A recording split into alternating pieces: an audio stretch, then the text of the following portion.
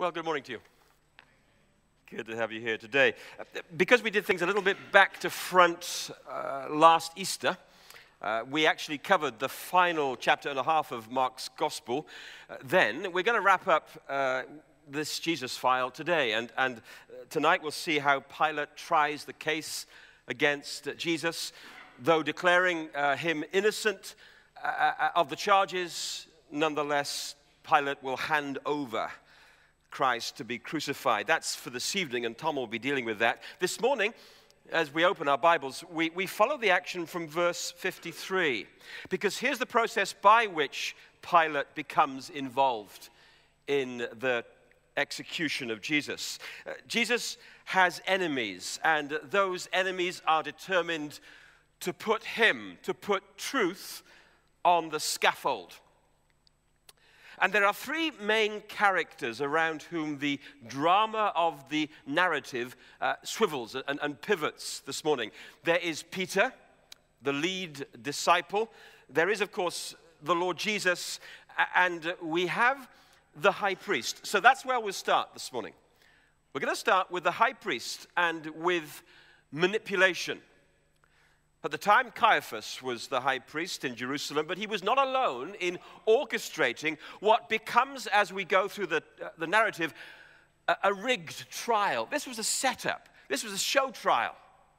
So Caiaphas, part of the 71 Sanhedrin, that is the Jewish ruling council, all 71 of them have for a very long time now been angling for this miscarriage of justice. If you look back to the beginning of our chapter 14, you see how it's flagged there. Verse 1, now the Passover and the Feast of Unleavened Bread were only 2 days away. Look, and the chief priests and teachers of the law were looking for some sly way to arrest Jesus and kill him. And even before that, there's been a plot for months. A bounty placed on Jesus' head, because Jesus has come to represent a very significant threat to the power base of the Sanhedrin.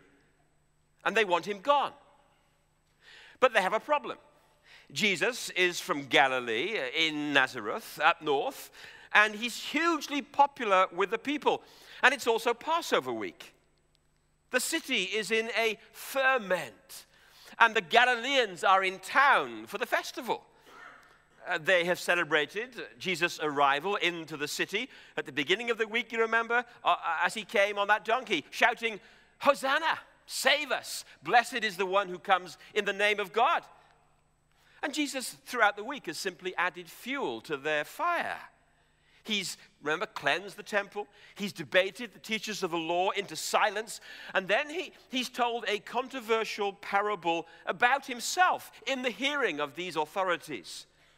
And Mark comments after this parable that then, that is the scribes, the chief priests and teachers of the law, then they looked for a way to arrest him because they knew that he'd spoken the parable against them. But they were afraid of the crowds, so they left him and went away. But two things have changed by the end of the week. First, Judas. He's the game changer. He's caved in. He's now ready to betray Jesus. And so he sets up this handover in Gethsemane. That takes place in the section just before our reading this morning from verse 44. Now the betrayer had arranged a signal with the authorities. The one I kiss is the man, arrest him and lead him away under guard. The location of the Garden of Gethsemane is the second change which makes the arrest of Jesus possible. You see, it's evening.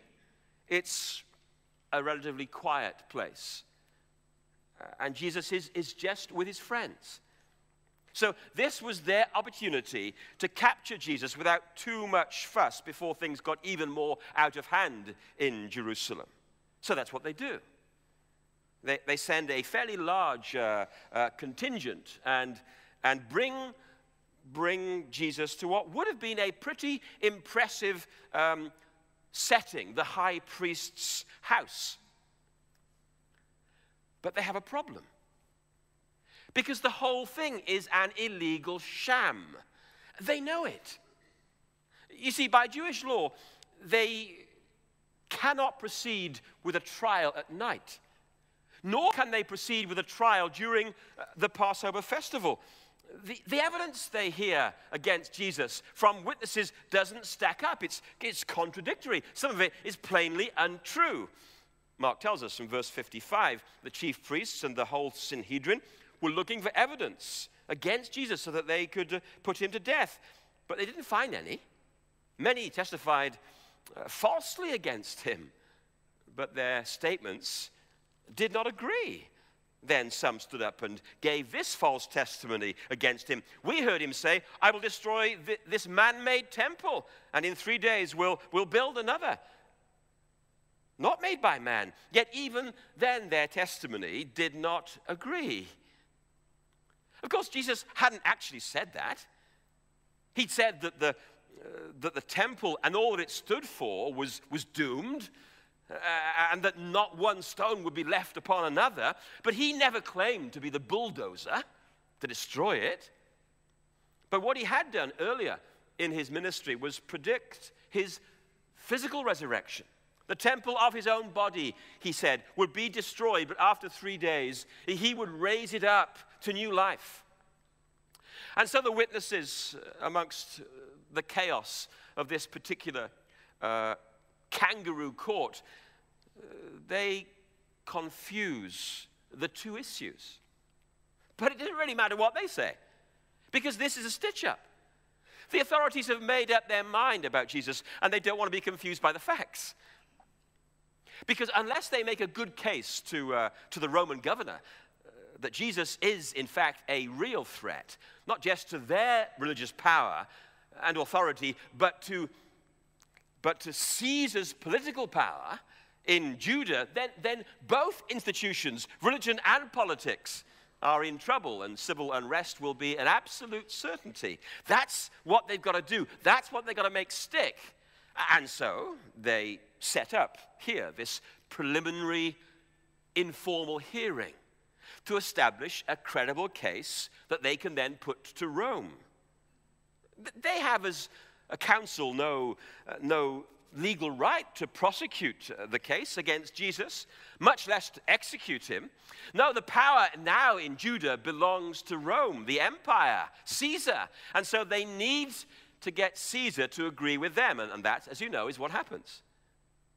The high priest and the Sanhedrin manipulate Pilate. They back him into a corner until he has no alternative, washing his hands of the whole sorry affair, no alternative but to order the crucifixion of Jesus.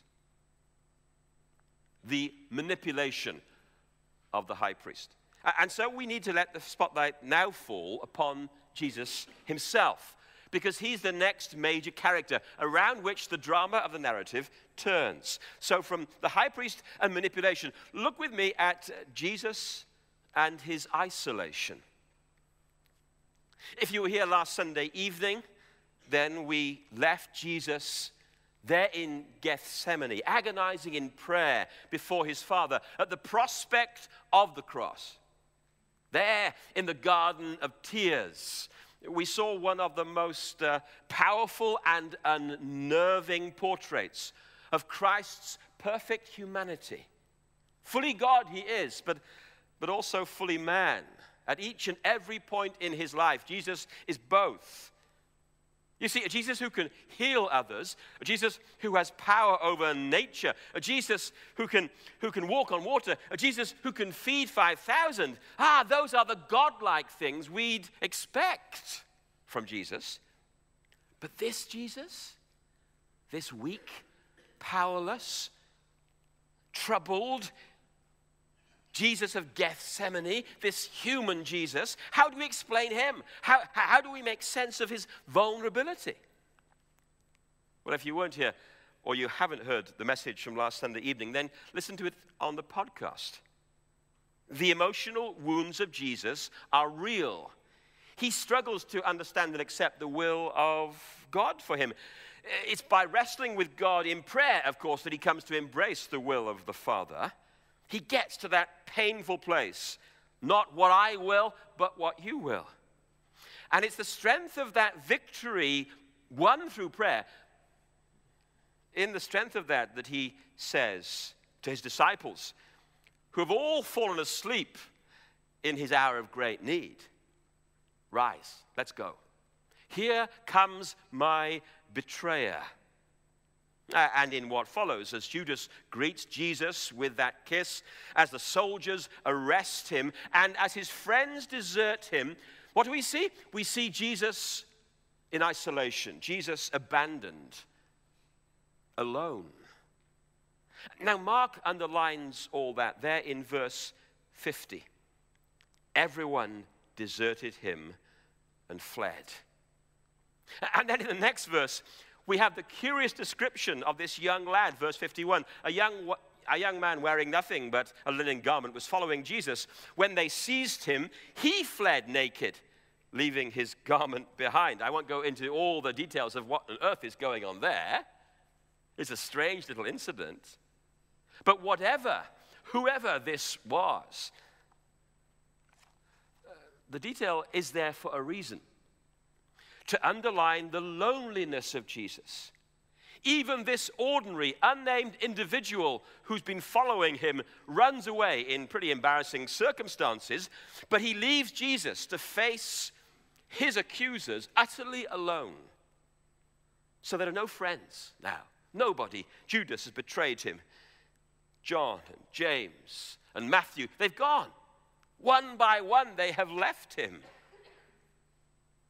I do wonder, as Mark in his gospel writes up this scene, whether, in fact, he's hearing the background music of Isaiah's prophecy.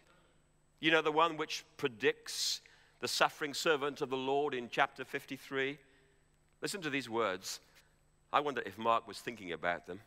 He was despised and rejected by men, a man of sorrows and familiar with suffering, like one from whom men hide their faces. He was despised, and we esteemed him not. The loneliness, isolation of Jesus. And I wonder too, if the disciples' desertion of Jesus wasn't just their understandable fear of being caught up in the kangaroo court of the Sanhedrin, the fear of what might happen to them if they remained loyal to Jesus. I wonder if they ran away, in fact, not because they were afraid of a fight, but because they wanted a fight and realized finally that Jesus didn't. That he wasn't going to take up arms and lead a rebellion. That he wasn't going to meet the popular Jewish expectations of a national political deliverer. Do you see how verse 48 of the chapter makes that clear? When this sizable military guard turn up to arrest Jesus in the garden, he says with surprise, "Am I leading a rebellion? That you have come out with swords and clubs to capture me? Every day I was with you teaching in the temple courts and you didn't arrest me. Am I a revolutionary?" he asks them. Do you think that my message is about the political overthrow of Rome or the Sanhedrin? Do you imagine that my kingdom is going to come because of bullets and bombs and barricades? Is that my gospel?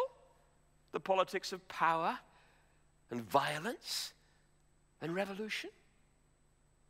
Do you know, in all of this, Jesus throws, I think, an embarrassing light upon the way in which, through the ages, the Christian church has tried to bring in or defend the kingdom of God with its crusades and its conquistadors and its inquisitions. Oh yeah, we may be rightly appalled by the terrorism of so-called IS today. And we may correctly observe that at its heart, whatever the propagandists say, Islam is not a religion of peace, but war. Any cursory reading of the life of the Prophet Muhammad will tell you that. But do not think that the followers of Jesus can get away scot-free. You see, Muhammad may have been a warmonger, and he was, but that cannot be said of the founder of our faith, Jesus. Jesus of Nazareth will lead an army of love. He will carry a cross, not an AK-45. As he will eventually tell Pilate, my kingdom is not of this world. And if that is so, friends, we who follow Jesus have therefore to work out carefully the implications and the challenges of that in our world today. For the message of Jesus does not mean that we disengage from politics or social structures or the relief of the oppressed or justice for the poor and the refugee. All right, a little digression, back to the passage. Jesus' rejection of violence and a political solution may have been a problem for some of his disciples. It is certainly a problem for his interrogators, the Sanhedrin. You see, to get their charges to stick against Jesus, they have to prove that he was a real threat to public order. And this is the focus of their show trial. Which brings me to another feature of the narrative about Jesus here. Not just his isolation, but now, and amazingly, his confession. Throughout the interrogation, Jesus, notice what the text says, stays silent. He's quiet. He may now be on his own. He may be friendless and powerless physically, but he still retains remarkable control with his silence, and that infuriates the high priest. Listen to the high priest in verse 60. Then the high priest stood up before them and asked Jesus, are you not going to answer? What is this testimony that these men are bringing against you? But Jesus remained silent and gave no answer. Again, I wonder, is Mark reflecting upon Isaiah 53? He was oppressed and afflicted, yet he did not open his mouth. He was led like a lamb to the slaughter, and as a sheep before her shearers is silent, so he did not open his mouth. But then the Sanhedrin play their trump card there in verse 61. Again, the high priest asked him, are you the Christ, the Son of the Blessed One? Caiaphas there won't, of course, use the special divine name for God. No Jew would, the name Jehovah. It's the Blessed One. But everyone in the courtyard knew that that's what he was implying, because rumors about Jesus and his claims to divinity had been circulating around Judah for months. So what will Jesus do now? He's been silent to this point. And here we have in verse 61, the high point in the Gospel of Mark in terms of the question of who this man is. Who is Jesus? His identity. Who does he think he is? Are you the Christ, the Son of the Blessed One? I am, said Jesus. I am. And with that confession, the high priest has his man. This man who claimed to be in a special relationship to God, to be the Christ, the Messiah, the eternal Son of God, got him. You see, folks, in the end, that is the difference between Jesus and every other religious leader or philosopher or founder of a faith movement across the centuries. This is the difference between Jesus and Buddha, Jesus and Muhammad, Jesus and Confucius. I am, he says. I am Son of God, Messiah. And in the confession of Jesus, the Jewish ruling council get more than they bargained for, because he goes on to expand who he is. I am, said Jesus, and you will see the Son of Man sitting at the right hand of the Mighty One and coming on the clouds of heaven. Oh, this really is too much for the Jewish ruling council. Now Jesus is claiming to be at the same time the glorious figure of Daniel's prophetic vision. There in chapter 7 of the book of Daniel, this powerful, mysterious Son of Man enters the throne room of God, the Ancient of Days, and from his throne God gives the Son of Man universal and absolute power to rule and reign and judge the nations. Sitting at his right hand. In Near Eastern culture, that would be a sign, a symbol of shared majesty, of equal authority. Sitting at the right hand of the Ancient of Days, the Son of Man, shares his dignity, shares his glory. So there is Jesus, you see, alone, powerless, defenseless, yet telling his judges that they soon would all bow before him as their judge and king. These men will soon be living in a world where, in spite of their attempts to crush the news, Jesus will be proclaimed alive from the dead, King of the universe. The one whom these 71 pursued to his death will defeat death. And they will have to recognize him then as their king and judge, or when he returns in power. And like us all, because of Jesus' confession here, one day every knee will bow and every tongue will confess that Jesus Christ is Lord. Blasphemy, shout the Sanhedrin. We've got him. Blasphemy. Why do we need any more witnesses? How can a man claim to be God the Son, Lord and Christ? It's only a blasphemy, of course, if it's not true.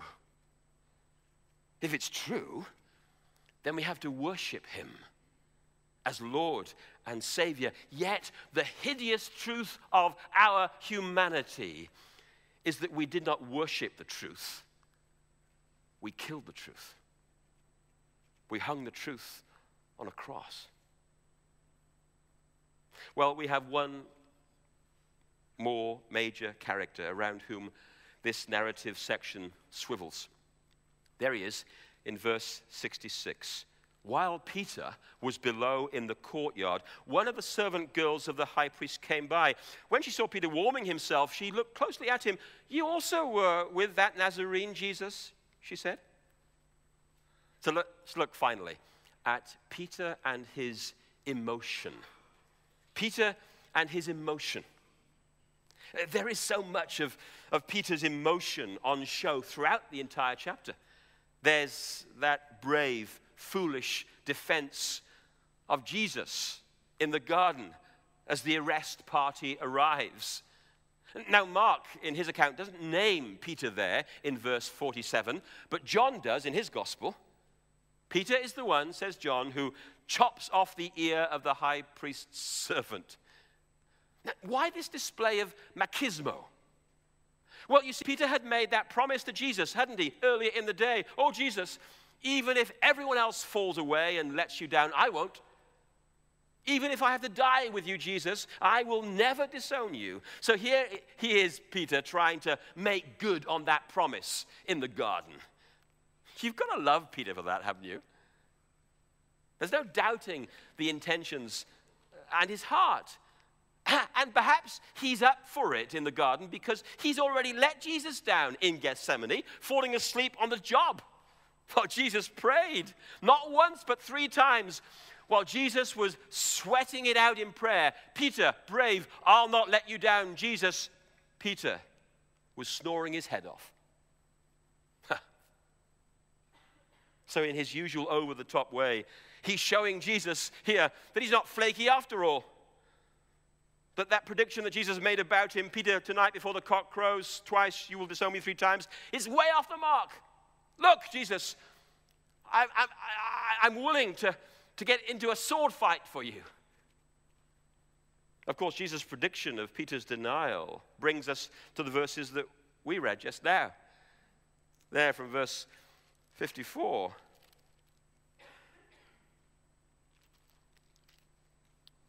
You see, although I said that Jesus was alone, abandoned by all his disciples, that isn't strictly true. Look at verse 54. Peter followed Jesus at a distance, right into the courtyard of the high priest. And there he sat with the guards and warmed himself by the fire.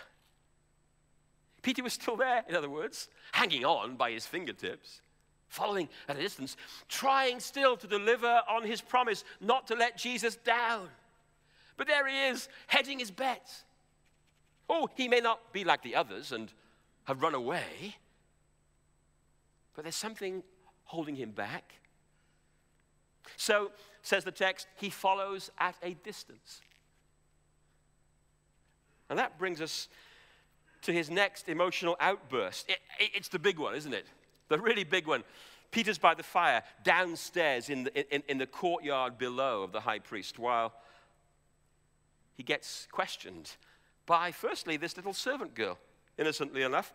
And with increasing feelings and emotion, we hear Peter's successive denials to those who ask him, aren't you one of Jesus' followers? To the slave girl, he says there in verse 68, I don't know or understand what you're talking about. And then she returns and asks him the same question. And he repeats virtually the same thing. I don't know what you're talking about. And then because of his northern Galilean accent, they recognize where he's from. And bystanders in the courtyard begin to ask him, hey, come on, surely you are one of them, for you're a Galilean. And here becomes the next volcano of emotion. Peter, what calls down curses on himself? And he swore to them or at them, I don't know this man you're talking about. And here it comes, folks. Here it comes. The sound of the cock crowing. And then the memory trigger. And then the emotional dam bursts. And he broke down and wept. Whew. Powerful stuff. And a great teacher. What does it teach us? A couple of things to take away this morning. Firstly, the emotion of Peter teaches us, don't believe your own publicity. Certainly don't believe a culture which says to you, oh, you're worth it. You've got to say to yourself every day, I'm worth it, I'm invincible, I'm strong, I'm talented. Our culture increasingly encourages us never to write an honest CV, never to acknowledge your weaknesses. Believe your own publicity. Here's Peter, a man of faith, one of us, one of the best of us, a believer. This is not a momentary slip-up, by the way. No, these denials take place across 2 hours. The first one may have been a knee-jerk response, but the next two, they're blatant. Why didn't Peter run when his embarrassment was exposed by that servant girl's question? Don't you know Jesus? Peter hung around. He thought he could do better second time around. So he stayed overconfident as ever, believing his own publicity. I'm not going to let you down, Jesus. And then he denies even knowing who Jesus is. You mean a believer can do that? Do you mean a Christian can do that? Absolutely. You may never have stood before a hostile court threatened with torture or prison for the sake of Jesus. But you and I have stood before people, and you could have spoken up about your faith, but you kept your mouth shut. Embarrassed, right? Awkward, right? Not wanting to offend, yeah? So we get Peter and his situation. He's there because he wants to prove something. He can handle anything, but he can't. He doesn't know himself. He can't admit that the best of men are men at the best. And in a moment, his reputation is destroyed. He breaks down and weeps. See, Peter had built to this point a great CV as a disciple of Jesus. One of the great, strong alpha leaders in the pack. But in an instant, it all began to unravel. God, there's a warning, isn't there, for us as individuals or as churches? Our reputation as Christians can be destroyed in a matter of seconds. That's all it takes to expose some character flaw, some misjudgment, some foolish liaison, some apparently minor indiscretion. And before we know it, crash and burn, morally, ethically, spiritually. Oh, the lifelong impact of just a few seconds. He broke down. He wept. Of course, wonderfully, this isn't the end of Peter. There's a way back, a path of restoration. So finally, here's the second take home. Don't believe your own publicity, but positively, brokenness is the key to usefulness. It is. Brokenness is the key to usefulness. Apparently, the great British composer, Sir Edward Elgar, was listening to a young soprano rehearsing one of his pieces in a large auditorium. Her technical control for one so young was extraordinary. Her pitch was perfect. Her phrasing absolutely accurate. She was brilliant. And one of the people who was sitting near Edward Elgar as he was listening to this rehearsal asked the great composer, "What do you think, Sir Edward? Pretty good?" Said Edward Elgar, "She will be great when something happens to break her heart." Peter followed Jesus. He denied Jesus.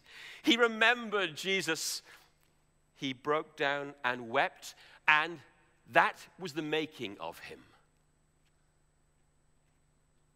The tears he shed were the making of him. She will be great when something happens to break her heart. It can be the making of any of us this morning. The point in our life when through tears of confession and repentance, we finally get it about ourselves and about our need to change.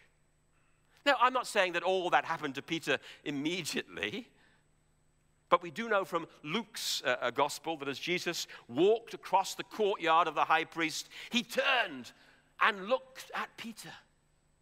He made deep eye contact, Luke says. It's exactly the same word that Mark uses in our passage for the servant girl in verse 66. She looked closely at him, eye to eye. Jesus looks right into the eyes of Peter. I'm pretty sure that's a look that Peter never, ever, ever forgot. And I don't think Peter would have wept if the look of Jesus had been one of contempt or disappointment. I think Peter saw compassion on Jesus' face, love. He had, after all, told Peter before all of this, Simon, Satan wants to have you and sift you like chaff in the wind. But I've prayed for you that your faith may not fail. And when you have turned back, strengthen your brothers. You see, folks, Jesus knows our stumbles. He knows our dreadful collapses. He knows our sin patterns, our betrayals of him. And there he is in the upstairs of the courtyard on trial, about to become the sin bearer, the substitute. And the answer to Peter's denial downstairs is taking place upstairs. The answer to your failures and mine, to your collapse and mine, is there as Jesus goes to the cross. Jesus loves Peter, and he will die for Peter's recovery. Yeah, Peter broke down and wept. Brokenness is the key to usefulness. She will be great when something happens to break her heart. Because, of course, Peter's story doesn't end with the courtyard scene. It ends with breakfast on the beach. John, in his gospel, describes Peter saying to his friends, "Hey, I'm going fishing." And so they launch out into the boat. And then the stranger on the shore asks them a question. "How's the fishing going? Can't catch a thing. Try over there." Stranger on the shore, who's that? It's the master, Peter. It's the Lord. It's Jesus. And Peter shoots out of the boat straight away. Typical of Peter, same old Peter, impetuous, up for it. And Jesus asks him 3 questions. Peter, do you love me? Peter, do you love me? Do you love me? That's all I want to know. Do you love me? Jesus, I love you. Then feed my sheep. Jesus, I love you. Then feed my sheep. Jesus, I love you. Then feed my sheep. That threefold affirmation, I love you, to reflect the threefold denial by Peter. Peter says, I'm the denier, Jesus. And Jesus says to Peter, I love you. I love you. I bore your punishment in order that you might enjoy my forgiveness. You see, despite Peter's collapse, he was restored to usefulness. And if you know the story of Peter, eventually he dies. History tells us that he was crucified, in fact. Tradition tells us that he asked to be crucified upside down. I don't know, so that maybe he would bear in his own body the reality of the fact that in the courtyard that evening, he got the whole thing upside down. But here's the glorious news that we leave with this morning. God restores broken people. The God who restored Peter is the God who will restore all broken, repentant sinners. He knows what we're like. So don't believe your own publicity. And find that point of brokenness. It's the key to our spiritual usefulness.